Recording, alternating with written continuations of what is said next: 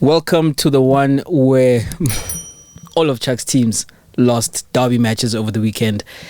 I am Jay, and this is Two Up Front. What's up, Chuck? All of my teams. Both your teams, both Pirates and Manchester United, played derbies over the weekend, and suddenly there's an AC Milan that you are supporting. How you doing? How you doing? Man, you know what? I think the cushioned landing of all of this is the fact that these teams are in a bad space, and you're really being optimistic when you're expecting them to win. I mean, okay, so Soweto derby is closer, but when you're expecting United to beat City, you're more wishing than you're anticipating it. So I mean, when we get beat, sure, we ended up getting a thrashing, but when you get beat, it was more likely to happen than not. So let's start here at home. You saw it. Chiefs coming out winners 2-1. What was your overall impression of the game? How do you feel about Pirates going into that game, having watched it, and after the game? Look, I thought Pirates would do more than what they did in the game. They started very, very slowly. They rushed the ball, played long balls unnecessarily, where in the entire game there was no midfield battle. Because one, Pirates was either absent from that midfield battle because they played long balls, or two, there just wasn't enough quality to even consider it a battle. There was no pressure from either team. You could knock the ball whenever and wherever. I think what gave Chiefs the advantage is those three men up front. Sure, Upilat came off midway through the first half, but having Parker, having Udoli and Pilat was the difference maker, I think, in terms of Chiefs' potency. Midfield, the Pirates is very disappointing. You would want Umunare and Umutswara to do a bit more and be visible. I mean, Unange was visible, but that's because he was just running, not because he was holding it down or shutting people down. But so that was disappointing. But coming into the game, I mean, sure, we had drawn the previous game, but we were on a decent run of games where we were scoring goals, we were creating chances and playing quite well. But on the day, the boys didn't pitch. I mean, look, as much as he had a good game, in a game where Parker shines, there was no one there. I mean, with all due respect. He had a good game. He had a really good game. He played 10, yeah. And I mean, he should be over the hill and he should be exposed for that. But if he has a good game, it shows that there was no pressure on him, and he had himself an easy game where he could show his quality. Because usually, if you're on him and you press him and he needs to use his pace, which is no longer really a threat, then you put them under the cosh. But not in this game.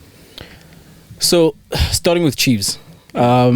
The game plan from Baxter was clear to me, that he was expecting Pirates to do the running. He was expecting Pirates to be on the front foot, and his response to that, looking at his charges and who was available to him, is that they were going to try keep Pirates out, and they were then going to try hit them on the counter.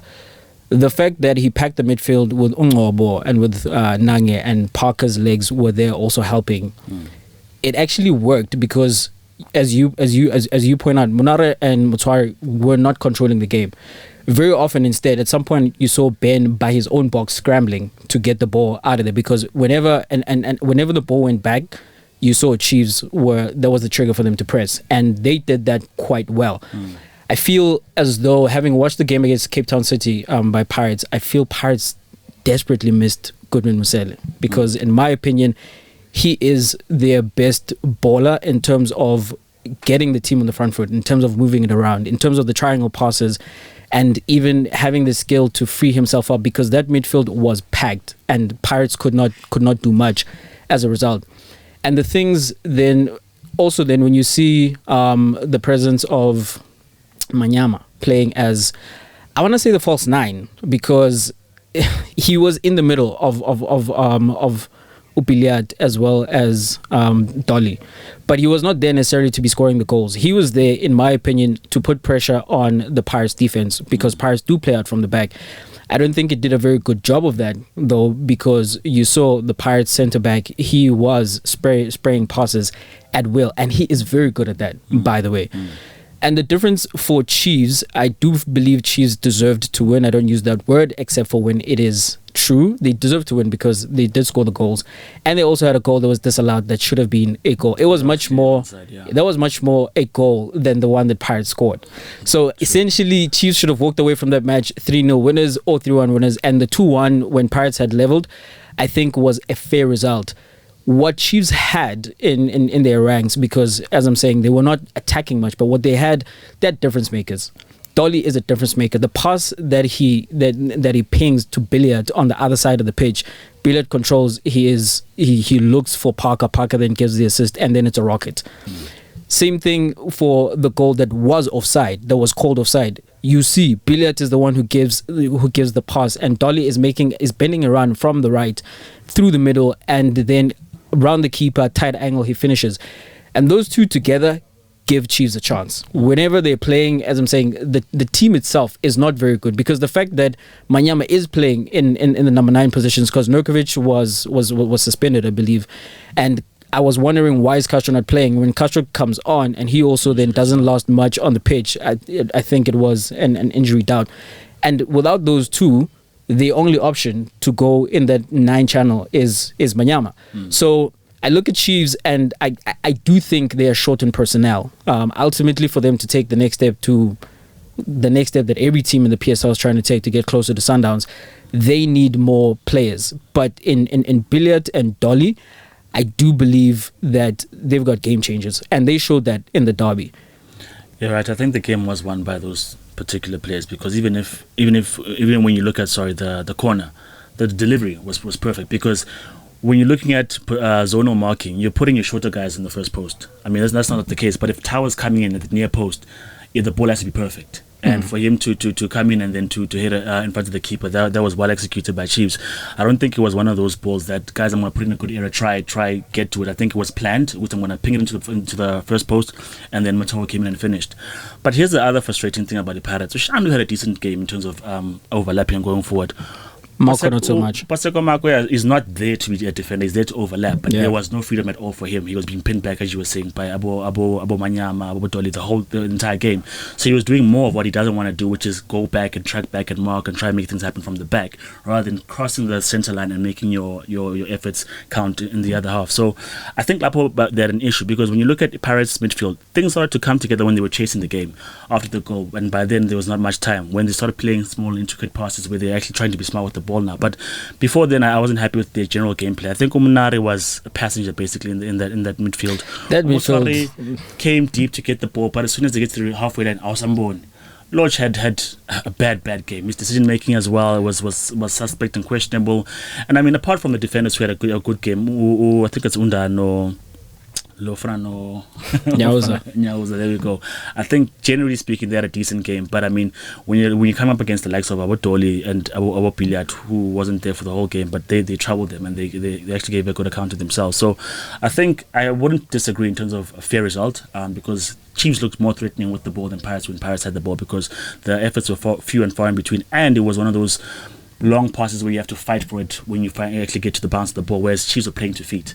So when you look at the fact that Bilal can make runs, Dolly can make runs, all three of them play interchangeably where they can all make runs, whereas Pirates Loch Ule, and then he switches flanks, still not working for him, and then Ukabelo Dlamini comes, still not working. So they made substitutions, but still nothing really changed in terms of trying to penetrate the Chiefs. So I think in the end, fair result. A shout out to Parker, as you did mention him. He did get man of the match, and I think that was deserved, because he was one of the bodies in midfield that was inhibiting Pirates from playing. But also, you found him being up front. Before the goal, he's by the byline and he's manufacturing an opportunity to put in a cross, a dangerous cross. There was no one at the end of that. Then he gives the assist. And then in the second half, when Castro has come on and then has gone off, he's the one with Chiefs were genuinely sitting back and holding on to that lead. He's the one who is breaking from midfield. And you see when a cross is coming into the box, he's the one leaping and putting his head to the ball. So he did put in a captain's performance. I'm with Chiefs fans that long term, Chiefs cannot do exceptional things if Parker is one of the main players. And this is a guy who has played 275 matches on the weekend. He's been a great servant for Chiefs. And other than that cameo, which I believe is what it was, and props to him. Don't want to take that away from him. Going forward, they need more players in the ilk of Obiliat and Udol. In terms of Pirates, when you mention Unda, I believe he had an exceptional game, particularly with the ball at his feet. His distribution is Van Dijk-like. And I do think also that Kaizer Chiefs just gave him too much space to do those things. He also won his one-on-one battles when he did come up against Ubiliad. The only thing that is a blemish over the weekend is that goal, the corner, because I would think when Tower's in the box, there's a reason he's called Tower. You know, pick him up, yeah. You are the one who's supposed to pick him up because you are the centre back and you are the big defender. But other than that, because he also then had the chance where he heads the ball against the post, so he was exceptional. And to that, I want to say I believe in Ngqika's ball. I really do. I really, really do. Because you know what, Chuck? When in the game against Cape Town City, that I've ever heard say that. Everyone else says Pirates have. I know, players, and that's because Pirates fans are frustrated by the fact that you're not winning anything. And I get that. And the reaction is always get rid of the coach, you know? So having watched Pirates a little more closely in recent times, as I'm saying, in the game against Cape Town City, they should have won that match. They just didn't score. When you watch that game, you saw Pepper is not necessarily a striker who sticks. You know, he comes deep, he collects the ball, he plays with his midfielders. He's expecting midfield runners to go into the box and to give them the ball. And when guys are not scoring, Pepper himself included, because before the break he was scoring, but after the break he hasn't quite found his scoring boots. The rest of the team as well. When you mention Marco, him and Hoto, in that whole game, like I counted one cross between the two of them, and the left hand side of Pirates, that is where they like to play. That is where the overload comes from, and Chiefs knew that, and they set up in a way to ensure that doesn't happen much. But when, as I'm saying, that is a reaction then from the coach. And then when you look at the rest of the team, what is the coach supposed to do when a Lodge who hasn't scored a goal since last year in January, they have a 4-on-3, and Lodge doesn't decide to push the ball on and to try play in a teammate. He decides okay, you know what I'm going to do? I'm going to pull a David Beckham. I'm going to be a Xavi Alonso. I'm going to try get the keeper from midfield. Why? When you have the numbers, you're on the counter attack, you have them on the back foot and they're retreating.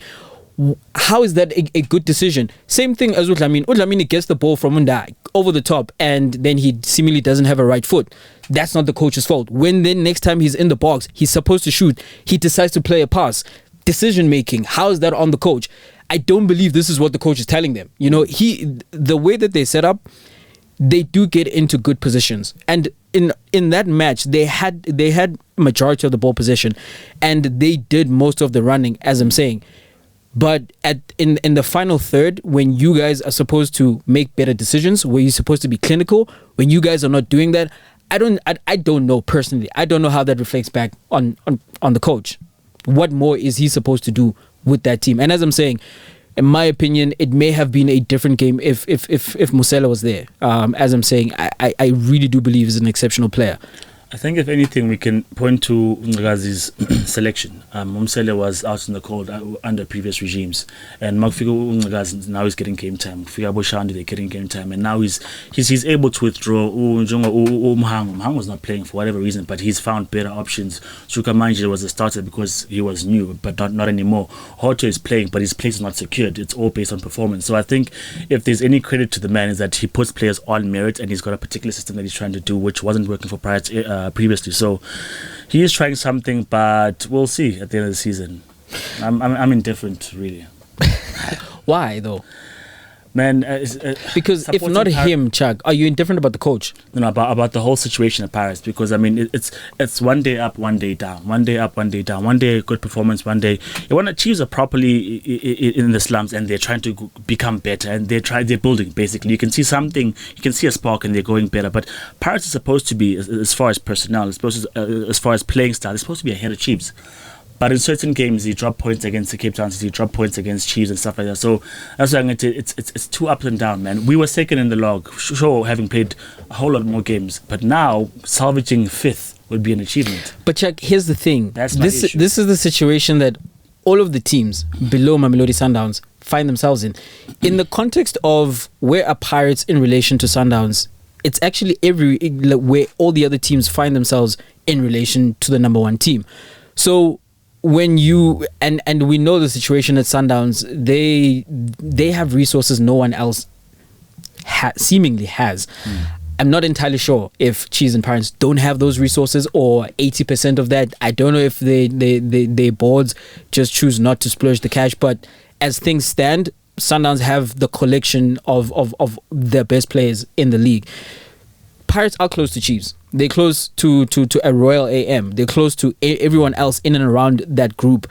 And the frustration, I honestly do believe the frustration comes from the fact that there's a team that's a juggernaut, that's a behemoth in our league, and we can't close that gap. But the reality is, but beyond no that, one is closing that gap. Beyond that, Real AM just came together, no dilas. But they established players at PSL, and some of them had played together, but they came together, no dilas. Chiefs was floundering last season, doing absolutely jack, and they are building something now. They were in the Champions League finals, Chug. Yeah, but there was a fluke of epic proportions, because when they got to the final, they were smashed from minute number 1. They were outplayed the entire game.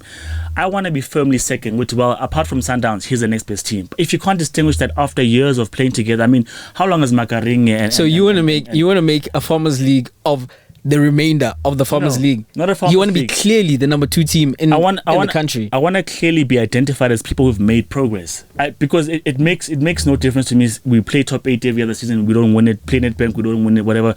We're just participating basically in and amongst the. I mean, if it's not top 4, we're not in the race for top 4. And Africa right now is becoming a big deal, but it never really was. If the measuring stick, or rather the goal, is just to finish in the top 8 so you can be in the MTN Cup next season. I don't think that's the goal for Pirates. It's not the goal, but I'm just saying, for fans, if we can't be happy, second, third, or fourth, you can't be happy with either one of those. It has to be, I'm happy with second. Third, satisfaction. So fourth, not happy.